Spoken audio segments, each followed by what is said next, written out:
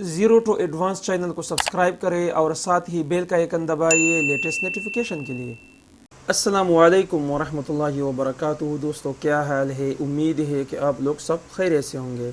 दोस्तों, इससे पहली वीडियो में रेजिस्टेंस या रजिस्टर पार्ट 1 में हमने नॉर्मल रजिस्टर भी पढ़ा, fusible register, printed register, network register, package register और थर्मल रजिस्टर को भी समझा। अब हम देख लेते हैं कि रजिस्टर का कैलकुलेशन किस तरह होता है और एक डिवाइडेड सर्किट किस तरह काम करता है, और लास्ट में हम मोबाइल पीसीबी के ऊपर रजिस्टर का चेकिंग एक डिजिटल मीटर के साथ किस तरह होता है वो हम देख लेते हैं। तो सबसे पहले रजिस्टर का कुछ फैक्ट्स हैं वो हम जान लेते हैं। रजिस्टर कभी भी शॉर्ट नहीं होगा। जी हाँ, ये आप लोगों ने याद रखना है। इसकी वैल्यू ख़राब होने की वजह से बढ़ सकती है लेकिन शॉर्ट कभी भी नहीं हो सकती। फॉर एग्ज़ाम्पल, यहाँ पर 10K का रेजिस्टेंस लगा हुआ है। 10K के बजाय ये रेजिस्टेंस आपको 12K, 15K, 20K भी मिल सकती है, ओपन भी हो सकती है, लेकिन शॉर्ट कभी भी नहीं। रेजिस्टर आप हर एंगल से लगा सकते हैं, इसमें कोई प्लस और माइनस नहीं होती। होम के रेंज में नापने के बाद आप इसको रेजिस्टेंस कह सकते हैं। रेजिस्टर को अगर आपने सही तरीके से चेक करना है तो पीसीबी बोर्ड से बाहर निकालना है, क्योंकि वहाँ पर लेन के अंदर और भी कंपोनेंट्स लगे होते हैं। 1 या 2% इनका वैल्यू भी शो करेगा। दूसरी बात, आप एक दुकानदार के पास जाते हो और कहते हो कि मुझे 1 मीटर कपड़ा चाहिए, या आपको पेट्रोल की ज़रूरत हो तो आपको 1 लीटर पेट्रोल चाहिए। यहाँ पर पेट्रोल का यूनिट लीटर है और कपड़े का यूनिट मीटर है। रजिस्टर का भी एक यूनिट होता है जिसको हम होम्स कहते हैं। रेजिस्टेंस को हम होम के रेंज में नापते हैं। मीटर के अंदर इस तरह इसका सिंबल होगा। रेजिस्टेंस की काउंटिंग हम किस तरह कर सकते हैं?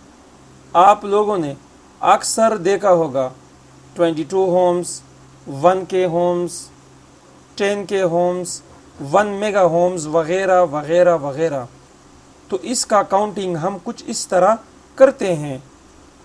फॉर एग्ज़ाम्पल, 1 होम से लेकर इस तरह 22 होम्स, 200 होम्स, इस तरह जब 1000 होम्स तक काउंटिंग हो जाए तो फिर इसको हम कहते हैं 1K होम्स। मतलब 1000 Holmes equal to 1K ohms और 1000K ohms equal to 1 mega ohms. इसी तरह इसकी काउंटिंग होती है।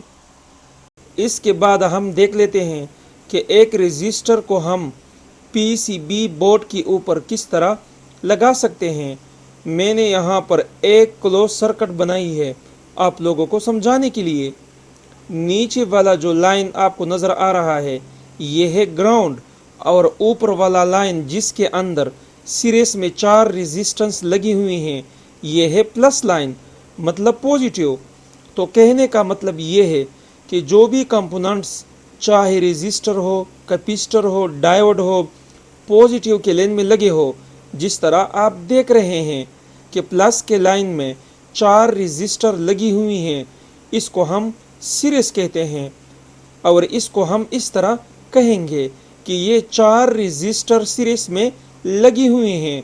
सर्किट के अंदर आपको 2 रेजिस्टर और भी नज़र आती है, ये आप देख रहे हैं। एक 10K का है और एक 2K का।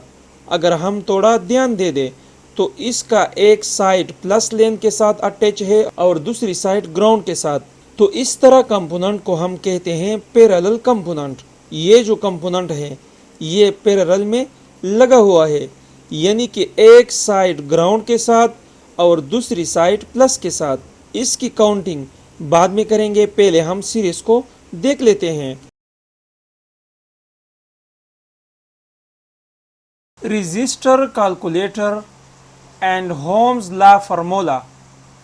V equal to IR, V equal voltage and I equal current, R equal resistance and इसके बाद डिवाइडर सर्किट। वेल दोस्तों, तो सबसे पहले हम जान लेते हैं कि सीरीज लाइन में रजिस्टर की कैलकुलेशन किस तरह करते हैं। बहुत ही सिंपल सा फार्मूला है। यहाँ पर आप देख रहे हैं मैंने सीरीज में 4 रेजिस्टेंस लगाई है। For example R1 5K, R2 8K, R3 20K और लास्ट में R4 1K। ये मैंने फॉर एग्जांपल के लिए दिए हैं। R1 की मानी पहला रजिस्टर, R2 की मानी दूसरा रजिस्टर और R3 की मानी तीसरा रजिस्टर और R4 की मानी चौथा रजिस्टर। सर्किट के अंदर इस तरह इसकी काउंटिंग होती है। अब इसकी हम कैलकुलेशन करते हैं। हमारे पास टोटल 4 रेजिस्टेंस हो गए हैं, स्क्रीन पर भी आप देख सकते हैं। अब इन सब की वैल्यू हम प्लस करते हैं और लास्ट में जो आंसर आता है वही होगा हमारा आंसर। अब हम इसको प्लस करते हैं। 5K plus 8K plus 20K plus and 1K plus equal to 34K। इसका आंसर हमारे पास आया 34K। मतलब ये इन 4 रजिस्टरों की वैल्यू है। आप ये 4 रेजिस्टेंस को हटा सकते हैं। इसके बजाय आप 34K वाला एक रेजिस्टेंस भी लगा सकते हैं। तो ये हो गई हमारे सीरीज लाइन में लगी हुई रेजिस्टेंस की कैलकुलेशन। बहुत ही सिंपल सा फार्मूला है। सब रेजिस्टेंस की वैल्यू नोटपैड पे लिख के प्लस करनी है बस, और लास्ट में जो आंसर आता है वही होगा हमारा इन 4 रेजिस्टेंस की वैल्यू। सीरीज लाइन रेजिस्टर वो भी हमने देख लिया। सीरीज लाइन के अंदर इसका कैलकुलेशन किस तरह होता है वो भी हमने देख लिया। अब हम देख लेते हैं रेजिस्टर इन पैरेलल। दोस्तों, मैंने आप लोगों को पहले भी बताया था कि सीरीज लाइन में रेजिस्टेंस हमेशा एक ही लाइन में लगे होते हैं, जबकि पैरेलल में इस तरह नहीं होता। पैरेलल में हमेशा एक साइड ग्राउंड के साथ अटैच होगा और दूसरी साइड प्लस के साथ, जिस तरह डायग्राम के अंदर मैंने दिए हैं। यहाँ पर 2 रेजिस्टेंस है, R1 100 के और R2 वो भी 100 के। इनकी वैल्यू कम या ज़्यादा हो सकती है। मैंने आप लोगों के लिए सिर्फ और सिर्फ फॉर एग्जांपल के लिए ड्रॉ किया है ताकि आप लोगों को समझने में आसानी हो। दोस्तों, अगर आप लोगों के साथ नोटपैड हो तो आप लोगों को और भी फ़ायदा होगा। अब हम देख लेते हैं कि रेजिस्टर इन पैरेलल में हम किस तरह कैलकुलेट करते हैं। तो सबसे पहले R1 और R2 को हम मल्टीप्लाई करते हैं, यानी कि 100 के मल्टीप्लाई 100 के, तो हमारा आंसर होगा 10,000 के। अब इसके बाद R1 और R2 को प्लस करते हैं, यानी जमा करते हैं, मतलब 100 के प्लस 100 के, तो हमारा आंसर होगा 200 के। ये यहाँ पर आप देख सकते हैं, ये भी आपने यहाँ पर लिखना है। अब हमारे पास 2 आंसर है, 10,000 के और 200 के। इसके बाद आपने 10,000 के डिवाइड करना है 200 के पर, यानी 10,000 के डिवाइडेड 200 के इक्वल टू 50 के। हमारा आंसर आया 50 के।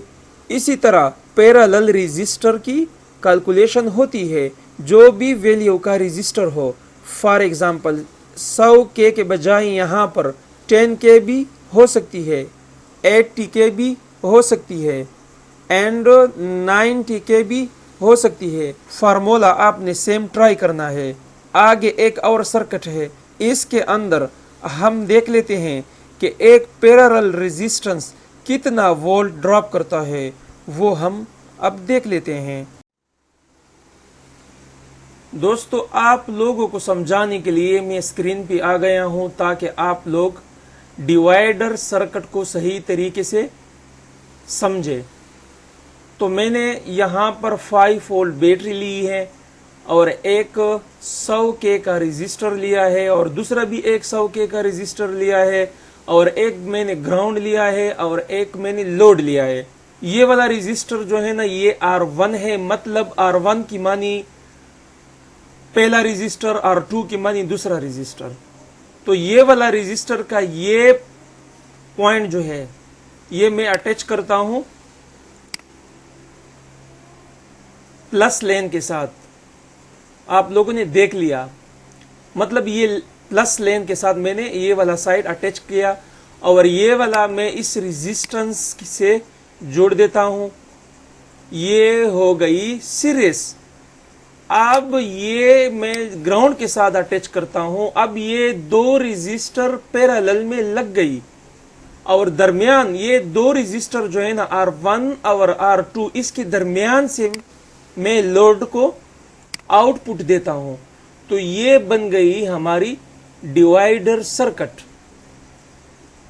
जहां पर इस तरह दो रेजिस्टरों के दरमियान से लोड आउट हो जाए तो आप लोगों ने समझना है कि ये डिवाइडर सर्किट है।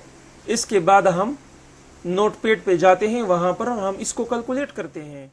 दोस्तों, ये वही डिवाइडर सर्किट है जो एनिमेटेड तरीके से मैंने आप लोगों को समझाया था।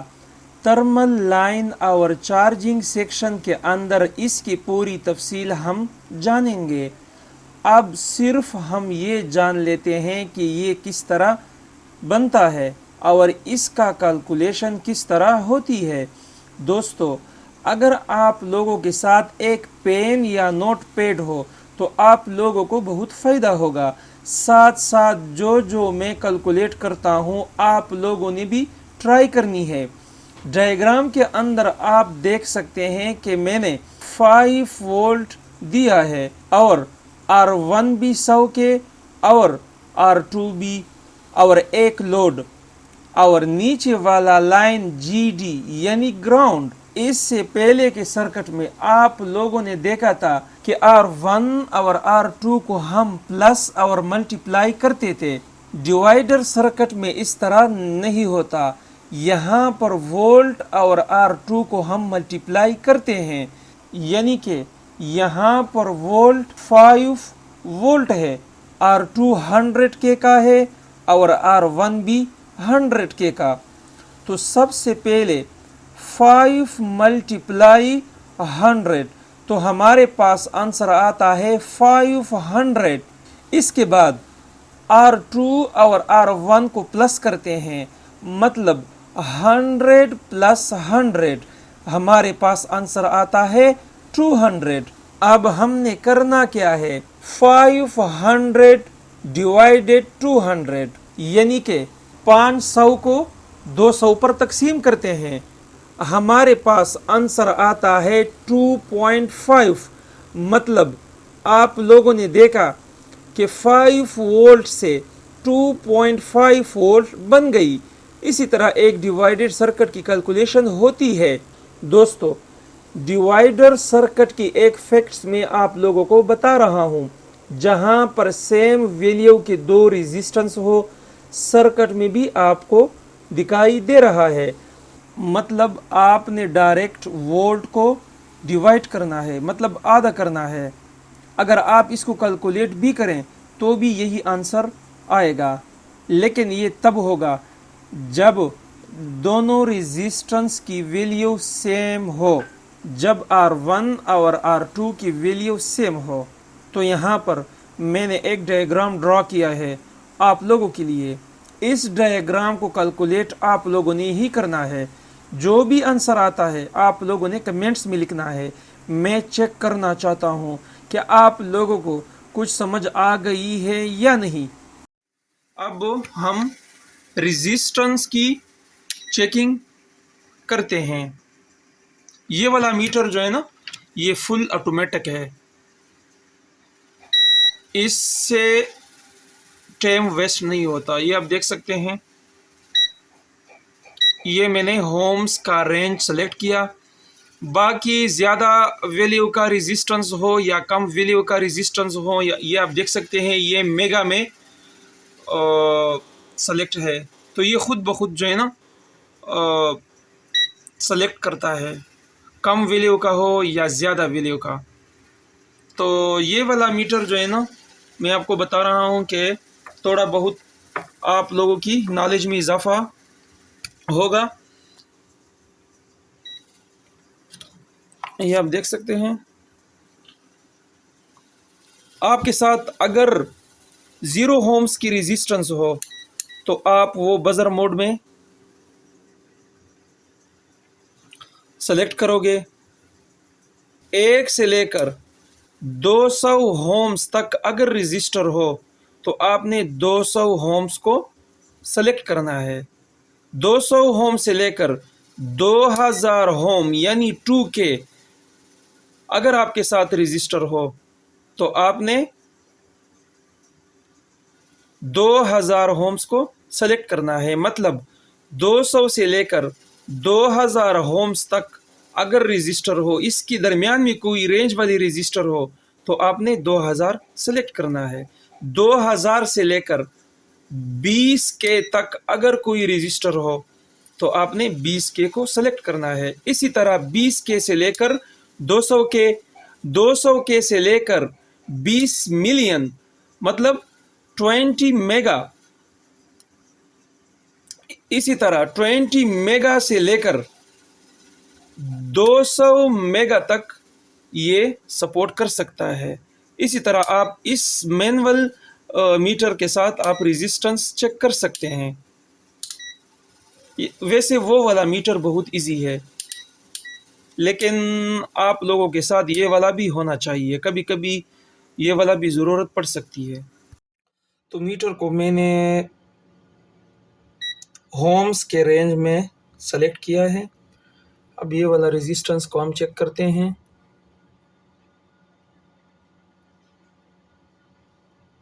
ये आप देख रहे हैं 113K।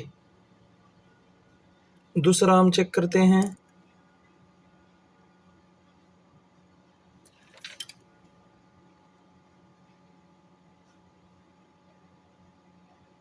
ये 165 के कुछ लगभग।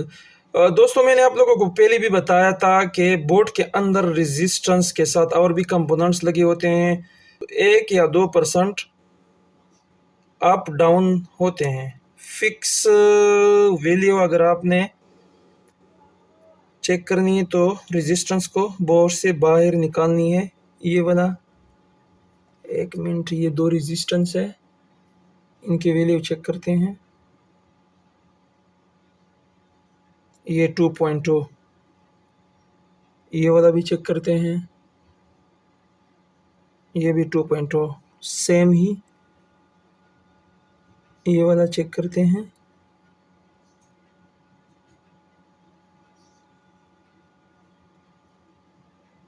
ये है 100K का, 100K का। इस तरह रेजिस्टेंस आप चेक कर सकते हैं। और ये कमाल का मीटर है, ये खुद एडजस्ट करता है K और मिली मेगा होम्स। वो दूसरा वाला जो है ना, उससे भी आप चेक कर सकते हैं, एनालॉग से भी आप चेक कर सकते हैं, लेकिन टाइम नहीं होता आजकल इतना।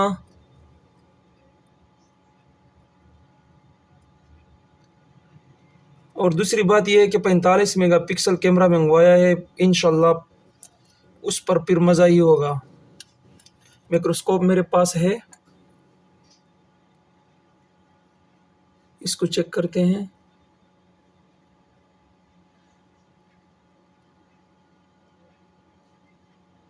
ये है 3.90। ये एक दूसरा बोर्ड है Poco X3 Pro।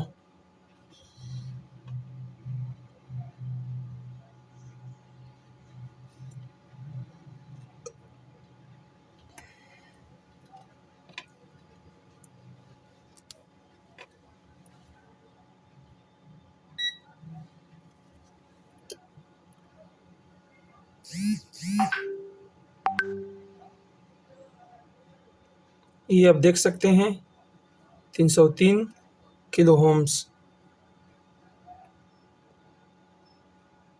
303 kilo Holmes.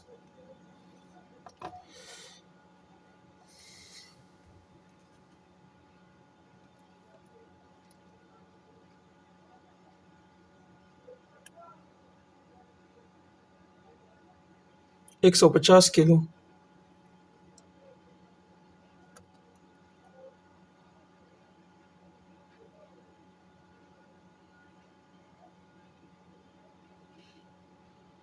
ये तो पता नहीं, ये रेजिस्टेंस नहीं है, कैपेसिटर है। चलो, तो आप लोगों ने देखा।